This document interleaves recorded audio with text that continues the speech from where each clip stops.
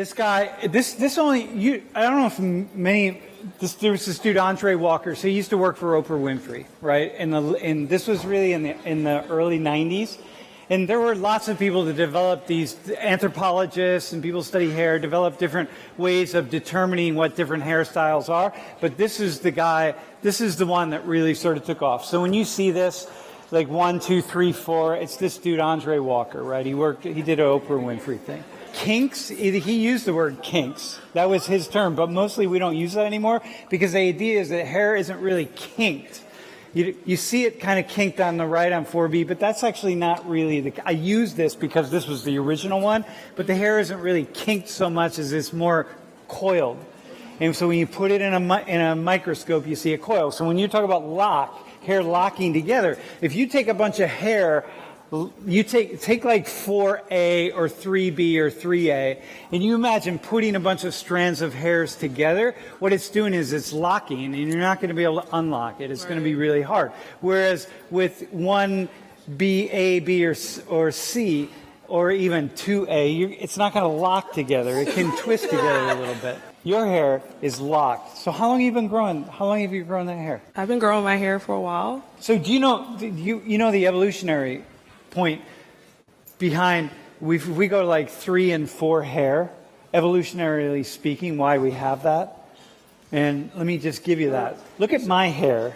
Wait, are we up here, right? So you can't think today. You have to go back 200, 300,000 years. Okay, you got to go back through a whole process of genetic transformation over the years.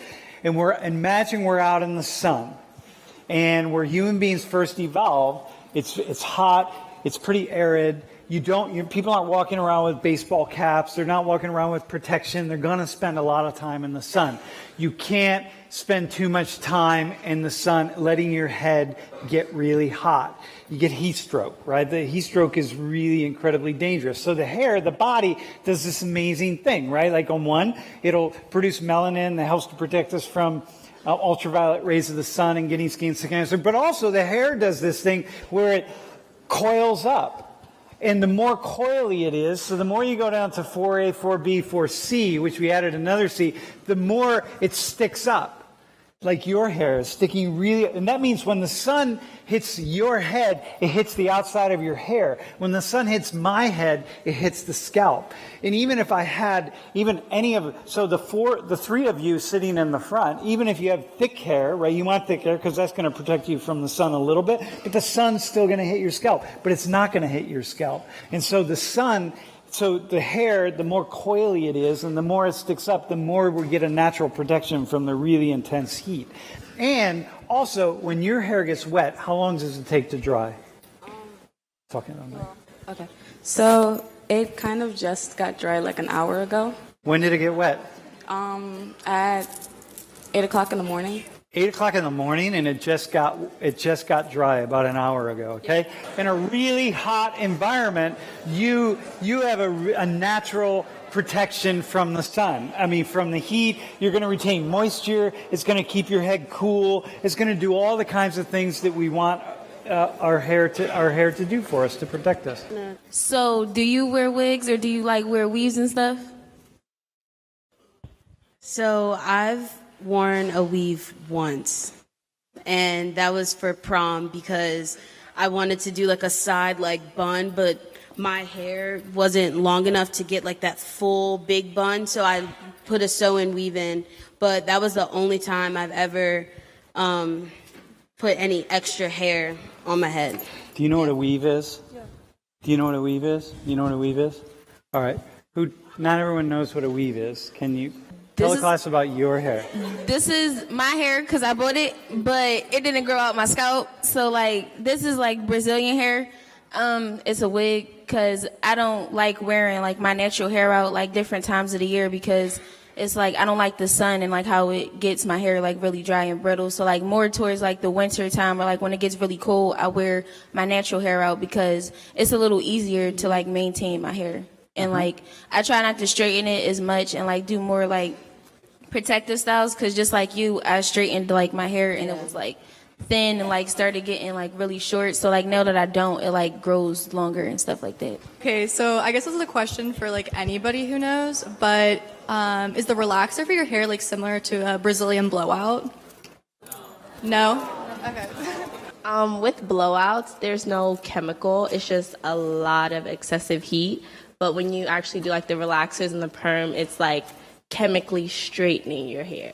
I just wanted to say in response to the Brazilian blowout thing, so a Brazilian blowout, it is a chemical, like it is a keratin treatment. It's just when you do a Brazilian blowout, you're putting something on top of the hair and then you are blowing it out so that it's straight, and then you let it dry, and since keratin is hard, it will like dry so that the hair dries in that straight position. What a relaxer and a perm is that it's a chemical that actually penetrates the hair and breaks the chemical bonds and literally reforms them, which is why relaxers are so much more damaging than Brazilian blowouts. They're both damaging in a little bit, but Brazilian blowouts are only on the outside of the hair, and relaxers are more fundamentally damaging, which is why it's a bigger deal in the black community, because like the damage on your hair lasts for much longer, and it's much more prevalent because it's literally reforming the bonds inside the hair. So, okay, so, all right, so I have a question. Since you were talking about drying time, I personally get like Brazilian blowouts and keratin. And that's only because like when it's like slightly humid outside, like even the slightest bit, like my hair gets super like frizzy, and I don't like dealing with it. Yeah. And I get keratin because it cuts my blow dry time in half, which is really convenient. So You're back. I am back. I know. Wait, first off, tell us about your hair. Not a problem. So I just want to say I am an African-American woman that wears my hair in natural styles. I refuse to put heat in my hair. I refuse to do anything to conform to European standards. I'm not doing that anymore. I don't do relaxers. I'm not doing creamy crack. I'm not walking around trying to please everybody else. I'm just not. So unapologetic. That's how I am.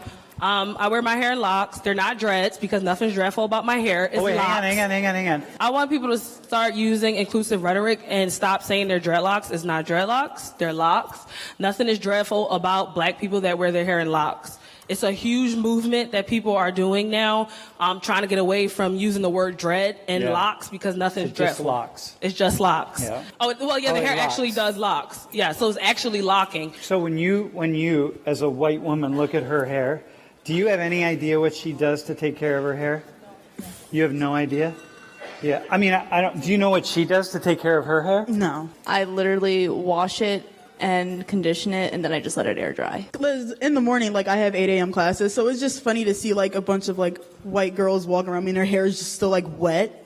But like I could never walk out the house like that, because by like 1 p.m. my hair would be like very like matted, and like I can't like pull my hand through it. But you guys is just like, wait, it's matted? Why is it matted? It's matted because when my hair gets wet, it gets very like tight. Yep. So versus like I like that hair. Like, so I went natural about like 2 years ago. So it's like, you know, like going clean. Yeah, exactly. This is braids, but hold it's it not close. Technically extensions, because more extensions is used for like weave. This is more like extensions for like braids. Technically, it's like it's used for like a protective style mostly. It lasts longer than actual weave, so that's why girls like me use that. And how long did it take to do that? It depends on how thick your hair is. My hair, I have a 4B and 4C, which you don't have up there. You should have 4C as well. Well, no, this is the original one. 4C or 4B, my texture is thicker, so it's harder for like. So this took me like 4 or 6 hours. 4 to 6 hours. But like somebody like it will take like 2 to 3 hours because her hair is not as thick as mine. Got you. So. All right, dog. I'm just saying, you should have 4C up though. Dude, I'll put 4C up there just for you. Yes, you should.